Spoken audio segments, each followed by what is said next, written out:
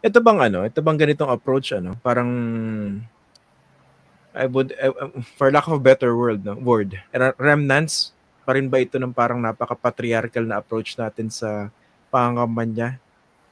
Yung tipong macho approach to campaigning? Exactly. Kasi ano naman nung unang panahon, hindi naman talaga kasali sa politika ang mga kababaihan, no? Lalo-lalo mga kababaihan. Hindi sila kasama, hindi sila pwedeng bumoto, hindi sila pwedeng tumakbo sa public office, no? So yun yung kadahilanan, no? Kaya parang ang politika, parang ano siya kaharian siya, nagiging espasyo siya ng mga kalalakihan lang, no? At kapag ang isang organisasyon ay panay kalalakihan, napakadali para sa kanila na, kumbaga yung tinatawag na ng mga sociologist, homosociality, na parang kayo mismo nagbabanding, nakakalimutan nyo. Yung parang kumbaga, you feed each other's ego. So, ang nangyayari, nakakalimutan mo yung kalahati ng populasyon. Nakakalimutan mo maging sensitive, no? Sa kanilang mga concern. So, yun yung kadahilanan kung bakit talagang nag-advocate ang mga kababaihan na magkaroon ng karapatang bumoto at magkaroon ng karapatan na tumakbo sa politika.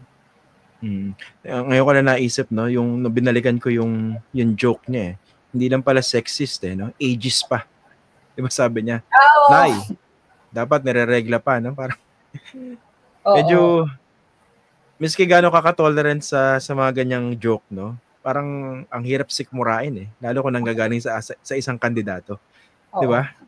I know. Hindi ko naisip na pwedeng may lugar yung mga ganyan sa sa mga kampanya. Actually, Prof, matagal ako nag-cover ng mga campaign na ganyan Pero first time kong makadinig ng ganyan. Hindi ko akalain na merong ganyan.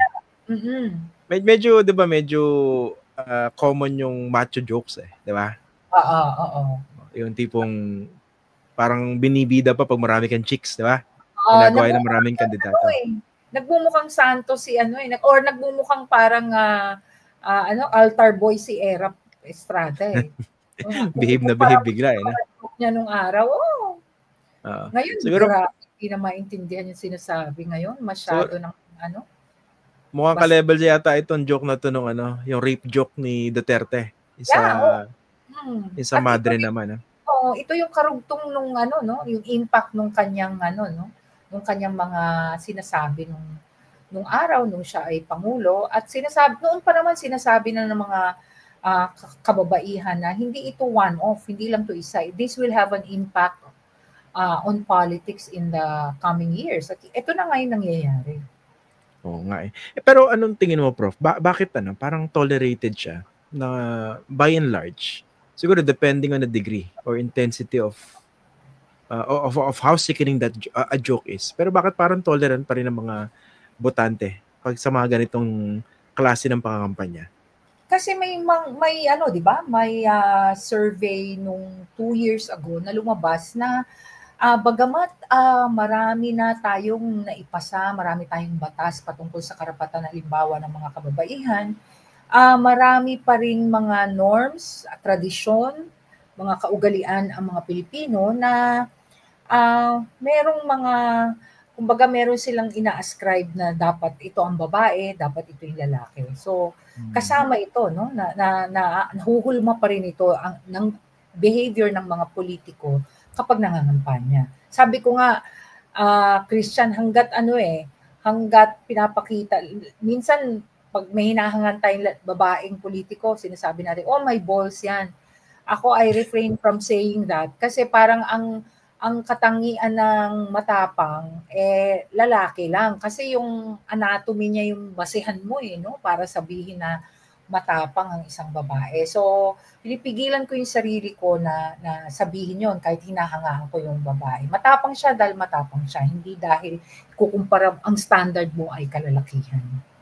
At saka pag pinag-aralan natin yung anatomy, weak point nga yung balls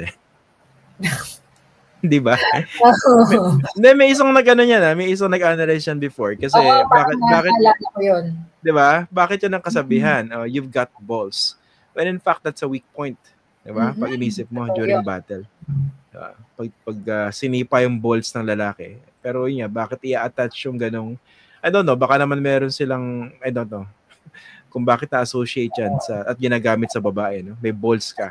Oo, tsaka Christian, para sa mga nanunood din, mapalalaki o mapababae man, mapakampanya man o mapa sa pananalita, kapag gumagamit tayo ng anatomy para i-describe halimbawa yung isang babae o isang lalaki, ano yun mauuwi ka sa sexism kasi nire-reduce mo siya kung ano yung pwede niyang gawin doon sa pangangatawanan niya, di ba? When in fact, sabi nila, biology is not destiny.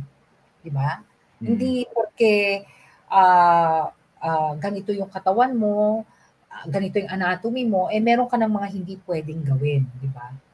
Oo nga. Yung parang hindi pa nilimited ka rin sa physically kaya mong gawin. Paano kung maganda yung values mo, visionary ka, matalino ka, di ba? May mga ganun Maraming ganun. And a big part of that has nothing to do with your gender. Yes. Yeah. And I'm very thankful, Christian, that you're taking on this topic. Napakahalaga nito. Kasabihin mo na naman, binubola kita, pero alam mo yun. Saan bang address mo? Magpapadala nga ako ng pagkain. Yung mga ganito, walang espasyo to nung mga, siguro mga 3 years ago, walang espasyo yung mga ganitong usapan o sasabihin, maliit na bagay yan, joke lang yan, pero napaka-importante nito. And this, in fact, is one way to educate our voters, no? Tsaka naawa din kasi ako, Prof, dun sa single moms. Kasi pag na-expose yung mga kababayan natin doon sa problema ng mga solo parents, nahihirapan pareho yan lalaki, babae, ang hirap maging solo parent, no? Yung nga lang kung nakabakasyon yung asawa, mag-isa kang nag-aalaga sa anak mo, mararamdaman mo gaano kahirap di ba? May judgment pang lipunan sa'yo. Di ba? Yung sinasabi ni Mr. Sia sa kampanya, yun, makikita mo yung judgment niya. Na pag solo parent, malungkot. Alam mo yun, may judgment na siya dun meron na siyang prejudice against solo parent.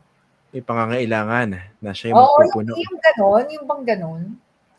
Yun nga Tsaka ang dating sa akin nun, na-exploit pa lalo yung solo parents, yung mga single moms, sa mga ganong klaseng joke. And syempre, pwede niya sabihin na, hindi, actually, tumutulong nga ako sa mga solo parents Pero ba't ka magbibiro ng ganyan? Oo, yan. Ano rin yan, pang-gaslight kumbaga, di ba? Tsaka yung ang mangyayari niyan dahil siya yung merong mic, no? Napapublicize yung sinasabi niya, dapat nga careful ka Careful ka dun sa mga sinasabi mo. Dapat uplifting, in fact, no? Sa mga kampanya. Kaso nga, iba yung orbit niya, kumbaga.